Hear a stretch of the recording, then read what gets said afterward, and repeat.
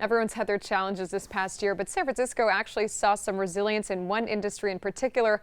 Although some of their businesses closed, the cannabis industry actually saw some growth during the pandemic. 11 new pod shops opened and hired employees when they needed a job most. From one street to the next, closed signs are hanging up in too many San Francisco storefronts to count. The cost of staying open during a shelter-in-place proved too much to bear. While the hospitality industry was decimated, there was one hybrid industry that actually saw some growth in 2020, cannabis. Used for both medicinal and recreational purposes, pot was deemed essential by the mayor. Not all of them made it through, but more than 70 existing marijuana-related businesses stayed open, and nearly a dozen new owners took a shot at opening up pod shops, so it could be said the bud business is blooming. Despite not having received PPP loans, because the federal government still classifies marijuana as a Schedule I drug, with local government support, permits were fast-tracked for new opportunities. So the owners of Steezy and Union Square are actually one of 11 equity applicants who were approved during the pandemic. Let's head inside and say hello.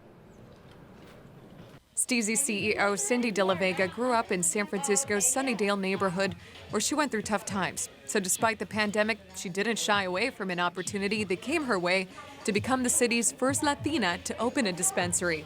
But I kept going, and look, I opened it. And so my thing is just continue to educate yourselves. I feel like where I come from, we cut ourselves short a lot. And being a minority, we weren't as privileged as others. So the thing here is that we need to educate ourselves and use that time. Don't think that, a little setback, but it's going to be a major comeback. City leaders have prioritized pioneers like her through the equity program to help them get into the business. And in turn, Steezy and other bud businesses across San Francisco have hired 31 employees through the First Source hiring program in the last year. As of February, the unemployment rate hovered around 5.7%, but bud tender Fabian Hurd recently got hired at Mo Green's on Market Street. He says it was a long job hunt, but he finally got his new gig through the partnership with the city and a nonprofit. And there is more need for workers like him across town. When you look at the fact that there was 719 openings last year, hiring happening and opportunities through the equity program, I do think there is success here. And in fact, when we look at our economic recovery, we're even better positioned to grow the industry and to do so advancing equity.